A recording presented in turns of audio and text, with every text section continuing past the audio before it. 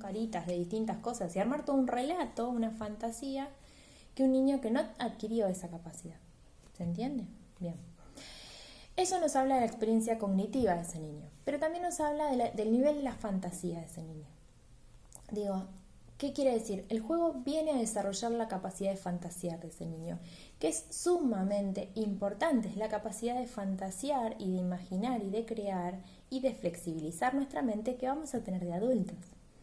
Digo, un niño sumamente rígido, inhibido y muy estricto a la realidad, a lo concreto, que tiene muchas dificultades para fantasear, más de una vez tiene que ver con una inhibición emocional, porque el fantasear implica un momento de despersonalización para luego volver a ser yo.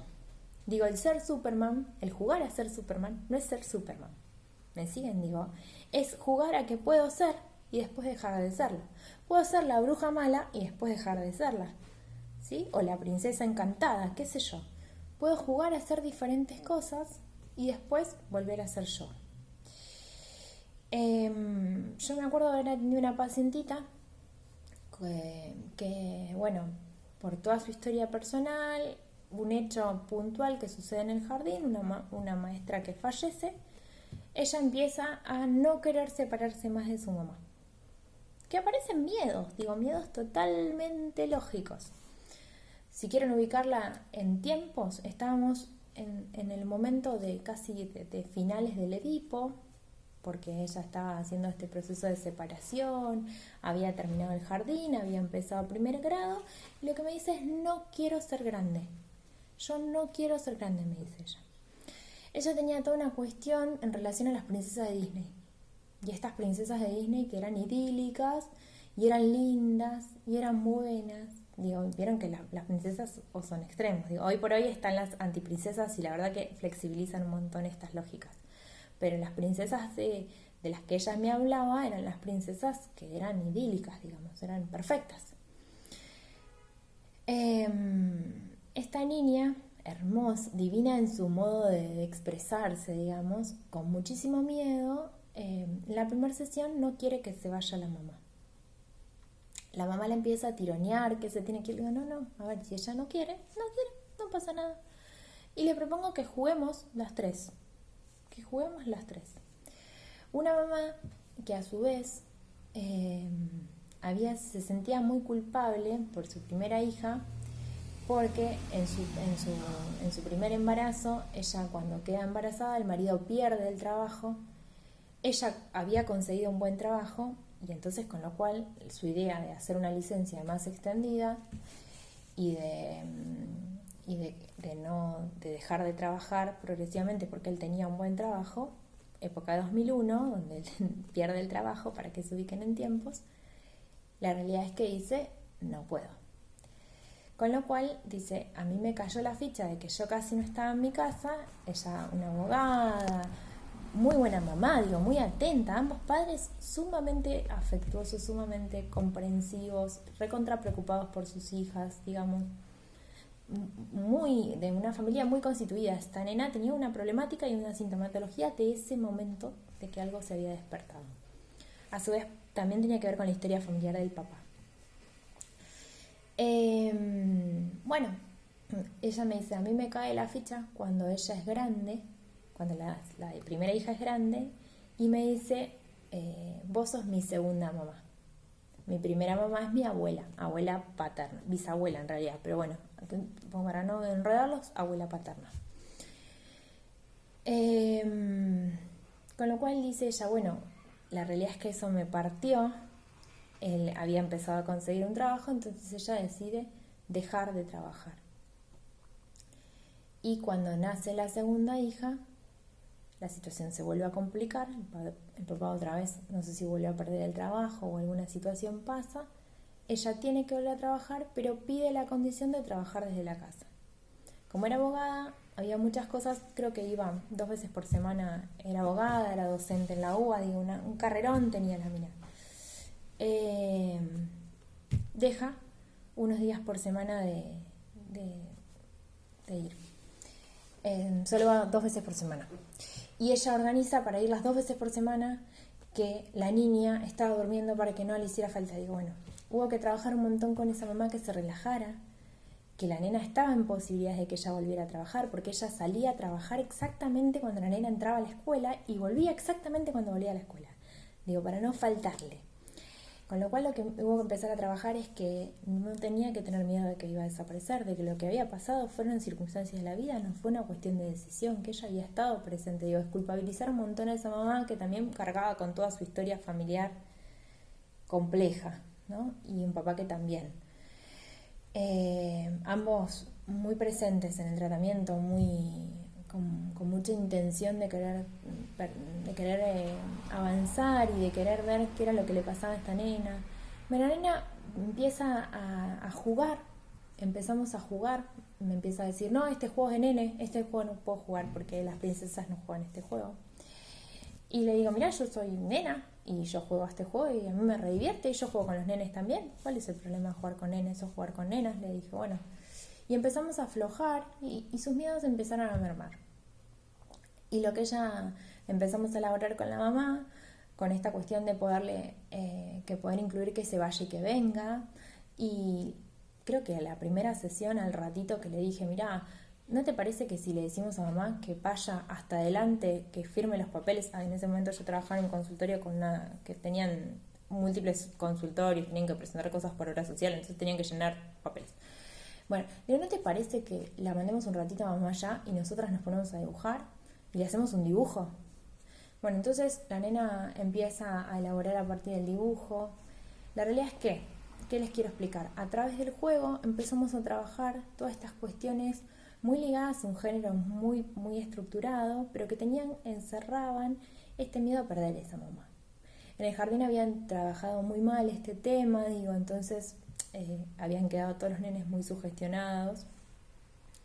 Y entonces empezamos a trabajar con la mamá también, justo creo que más adelante ella quería ver Coco y la mamá tenía miedo de que viera Coco y yo le dije, no, le va a ser perfecto que vea Coco porque vas a ver que la película, si alguno la vio o si no la vio, trata en relación al fallecimiento y a cómo se conmemora ese fallecimiento y cómo esa pérdida no termina siendo tan pérdida, sino que termina siendo el legado familiar, algo de lo que apropiarse.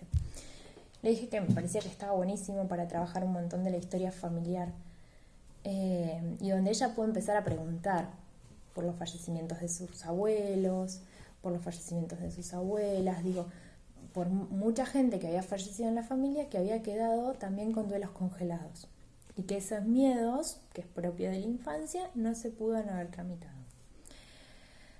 Volviendo, fíjense cómo ella empieza a poner en la fantasía de estas princesas, de este eterno presente, vieron que las princesas parecerían que no envejecen, que no pasa el tiempo, el colorín colorado cierra la historia y ya está.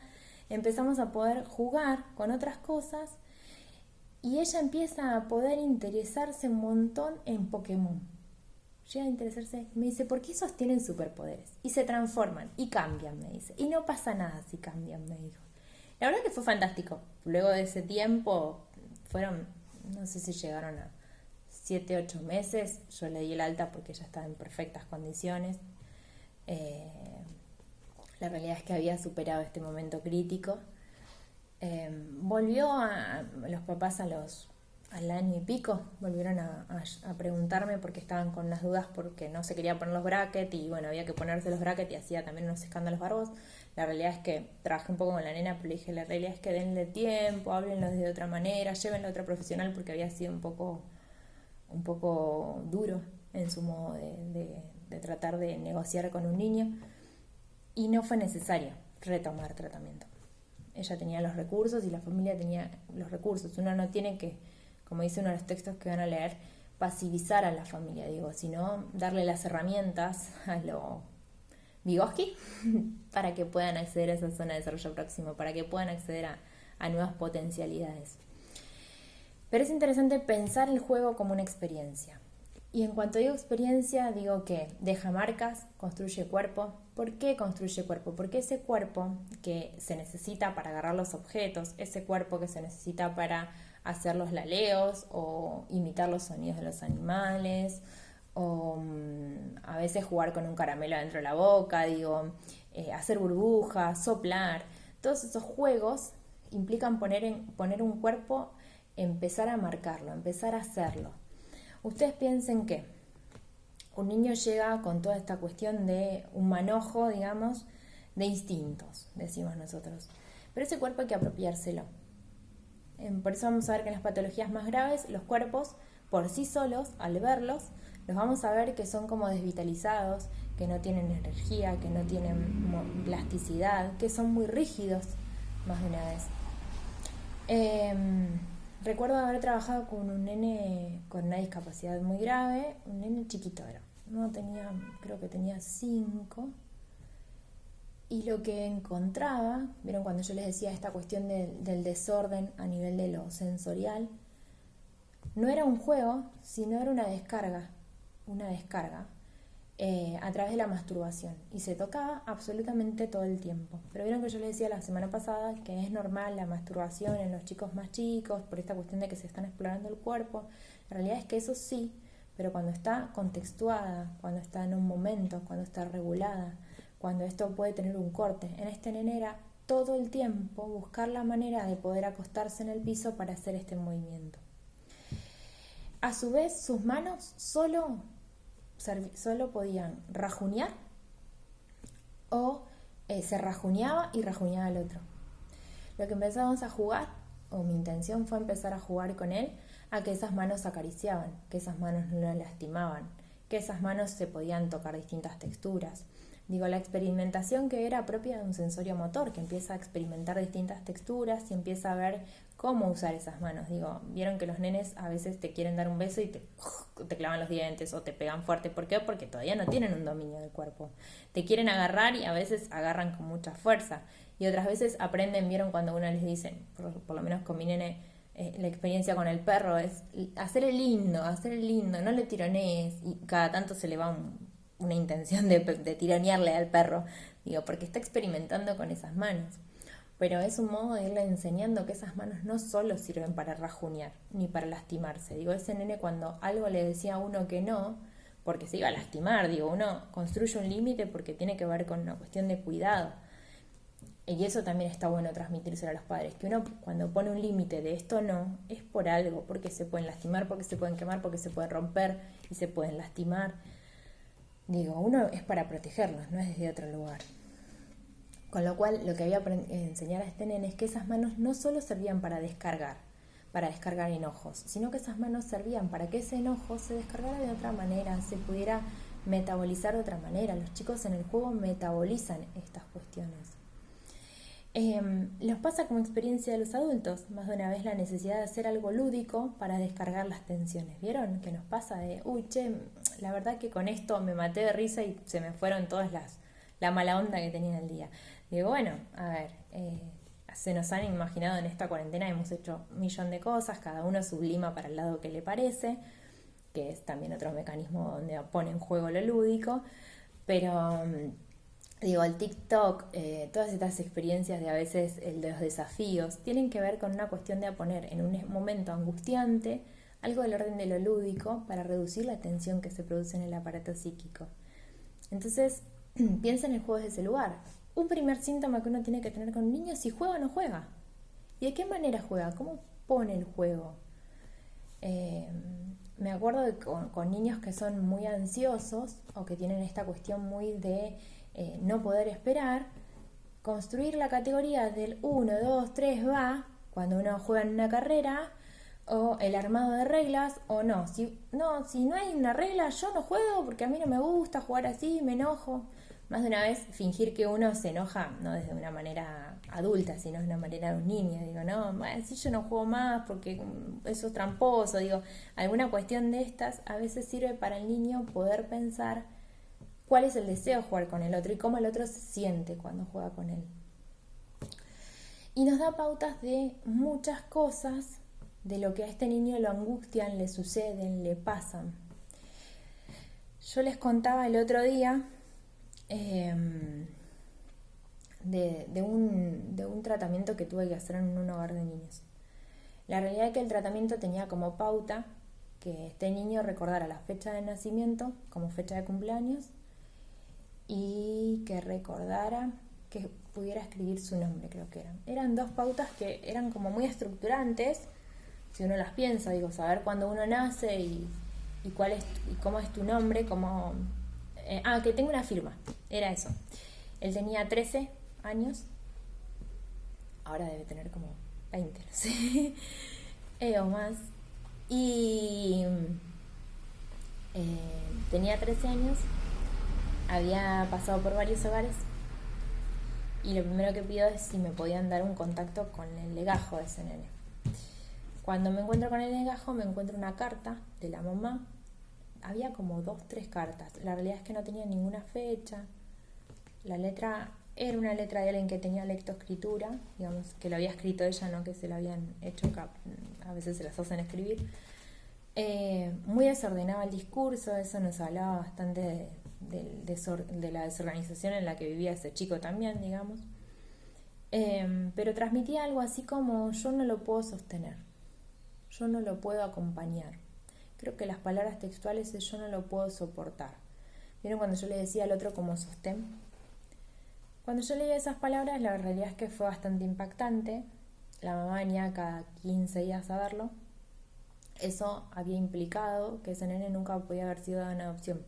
Porque si para ser dado en adopción la familia tiene que no verlo por un tiempo, y la mamá decía que no era de esa manera, que ella lo iba a ver cada 15 días.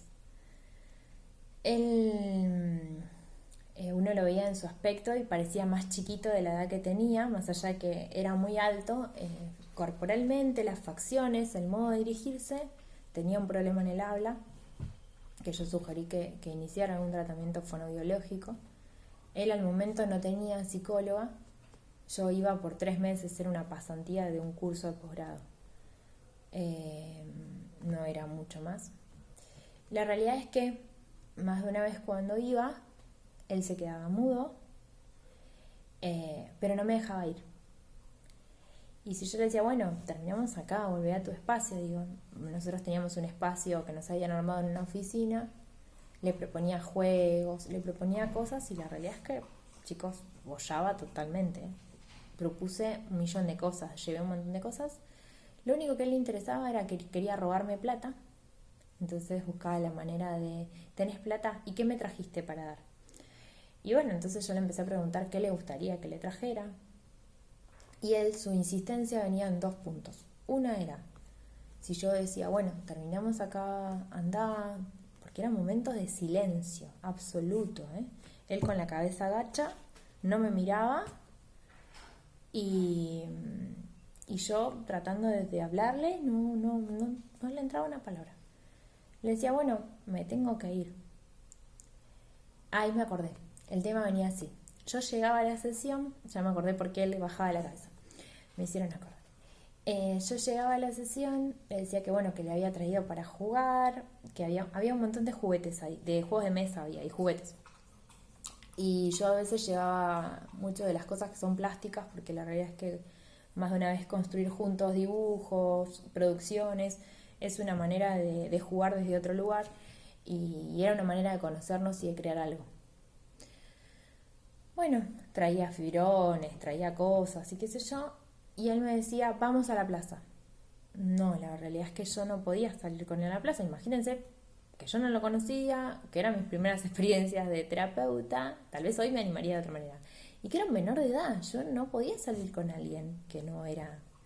Le digo: mirá, no podemos salir, la realidad es que a mí no me dejan sacarte, yo no te puede pasar algo, yo te tengo que cuidar, le decía. Y él enseguida agachaba la cabeza y no me hablaba más. Entonces le digo: mirá, le digo, podemos jugar de otra manera, yo te traje cosas para jugar, ¿a qué te gustaría jugar? Bueno, alguna vez se daba este juego que yo les decía de tirar los autos contra el ropero, y yo le marcaban esto de: uy, al ropero le debe doler que lo golpeen así. ¿Por qué no jugamos de otra manera? ¿Cómo juego yo a este juego si no sabemos quién gana si se caen al piso? ¿Juguemos en el piso? Jugamos, bueno, cada sesión se me ocurría algo nuevo, pero la cuestión es que las primeras sesiones fueron bastante trágicas en el punto de que él no me hablaba, y cuando yo decía: bueno, cerramos acá, nos vemos la próxima, porque ya habían pasado 40 minutos o más. La realidad es que él decía, no te vas, no te vas, no te vas, no te vas, no te vas, no te vas, no te vas, y hacía berrinches, y no te ibas, y no te vas. Yo le decía, pero yo voy a volver, quédate tranquilo que yo voy a volver. Más de una sesión le he dejado alguna cosa que me cuidara, una lapicera, un cuaderno, cosas para asegurarle que yo volvía. Y claramente yo estaba a la hora que le había dicho, porque si no, él se preparaba, después de la tercera sesión se empezaba a preparar. Él sabía que yo llegaba y se habían preparado media hora antes, o volvía del parque media hora antes porque sabía que yo lo iba a ver. Más de las sesiones transcurrieron las 4 primeras así, hasta que en una cuarta se me ocurrió hacerle una cosquilla acá en el cuello. No sé, probé, experimenté. La realidad es que se empezó a reír, empezó a sonreír, me empezó a mirar, levantó la mirada, me empezó a mirar y fue otro chico, pareciera que algo de ese cuerpo necesitaba ser divinizado de otra manera. Fue otro chico y empezamos a hacer todo un trabajo donde él me empezó a traer la música que él escuchaba, compartíamos la música que él escuchaba, jugábamos un poco con las letras, empezamos a jugar, pudimos entrar los dos en una zona de juego. Hicimos un trabajo muy copado.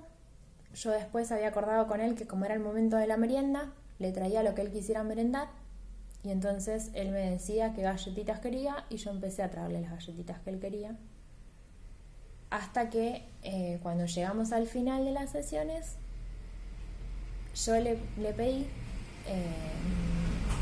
que pudiéramos hacer un dibujo que cerrara estas cosas. Él había aprendido la fecha de su cumpleaños, que llegaba próxima, no me acuerdo si pasaban, me faltaban un par de meses me parece, pero él la podía ver, la recordaba, la podía recordar y la podía asociar, no me acuerdo, era muy fanático de Boca y no me acuerdo con qué de Boca lo había asociado en particular. O sea, había todos los partidos, entonces la podía asociar. En todas estas sesiones nada me puedo decir de su familia. Solo me contaba que la mamá le iba a visitar, y mirá que el fin de mi mamá me va a venir a visitar. Buenísimo, ¿qué crees que le preparemos? ¿Crees que le hagamos una carta? ¿Crees que le hagamos un dibujo?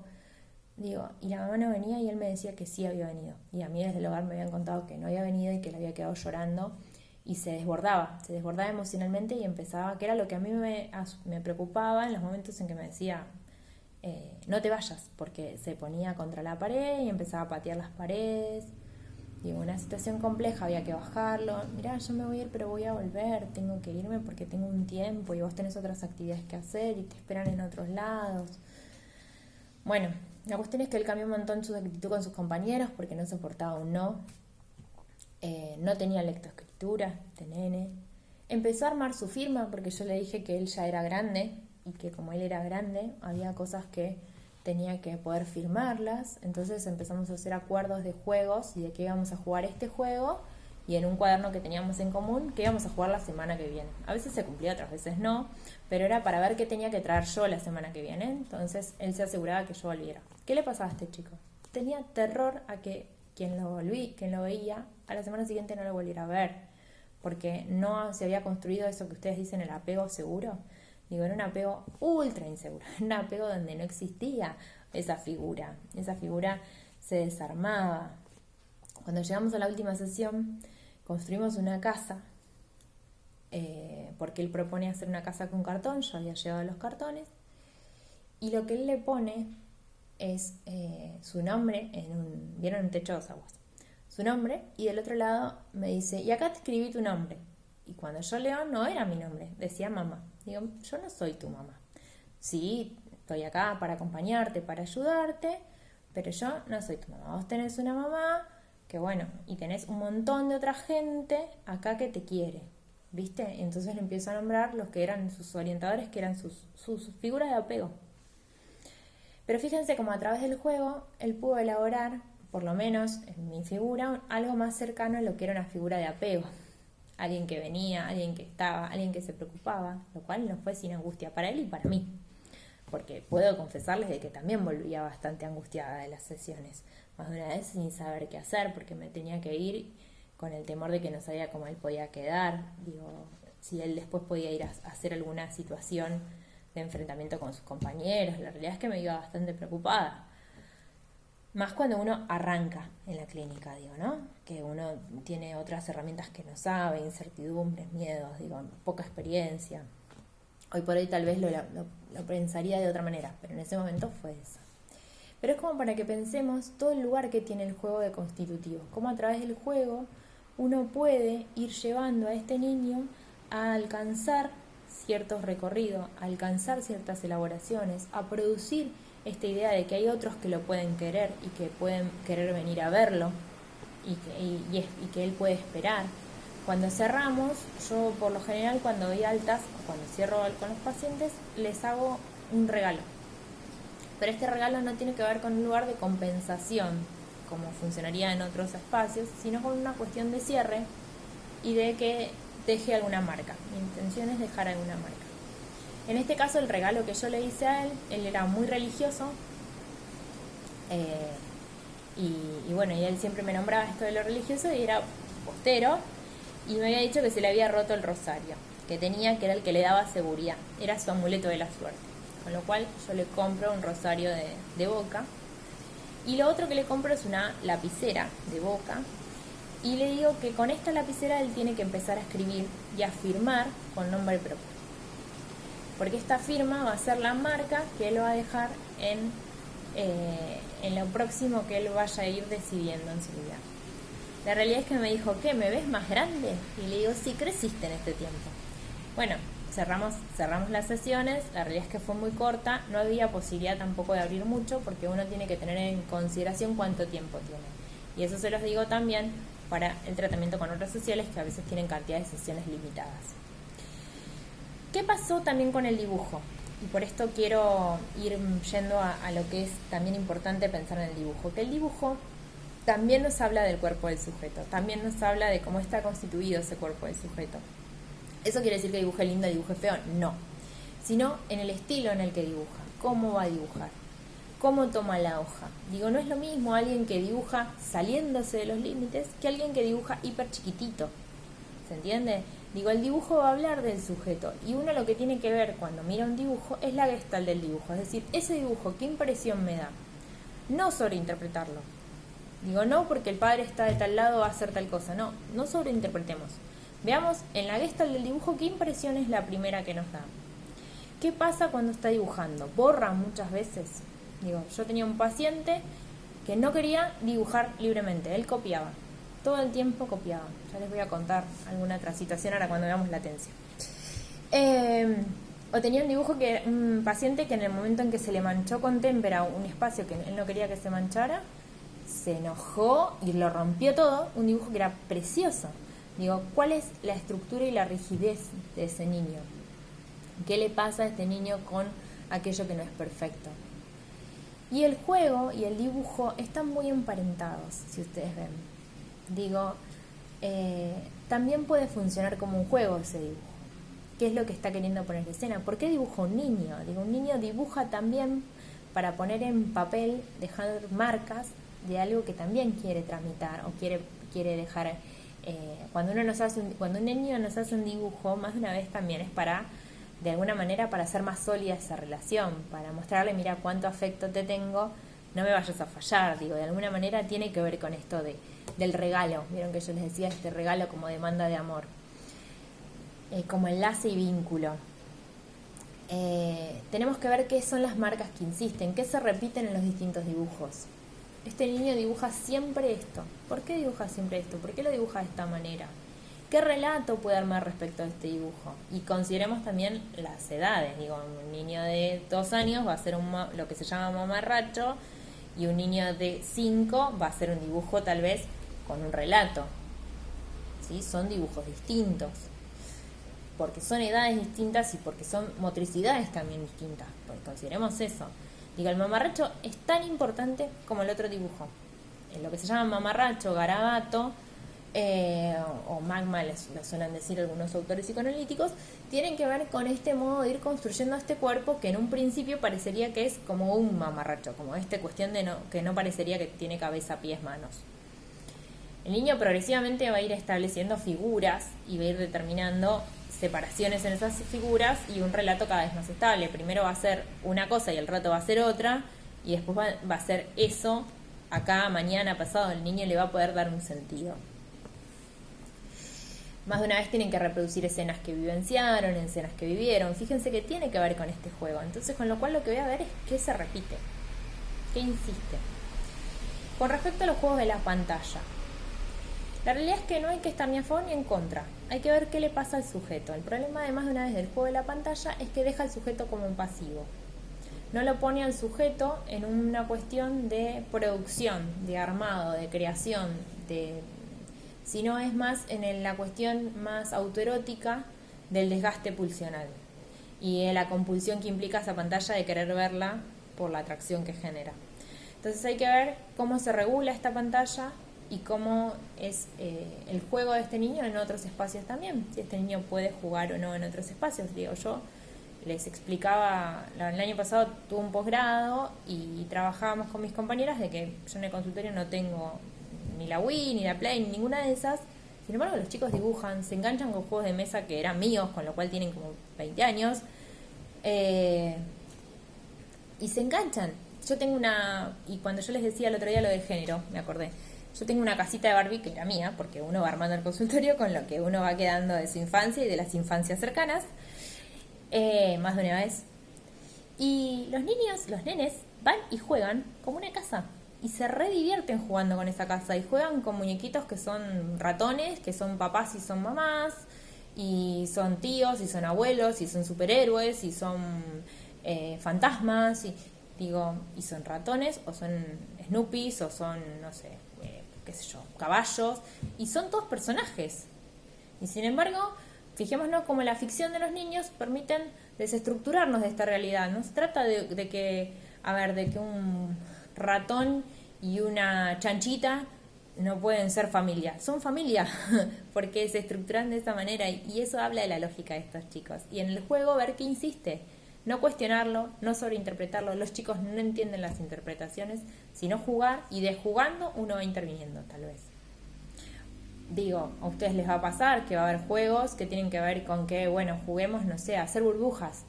Y a ver qué pasa con esas burbujas. Si el niño tolera que yo reviente también burbujas o que él solo tiene que reventarlas. Digo, ¿qué es lo que pasa con la autoridad del otro?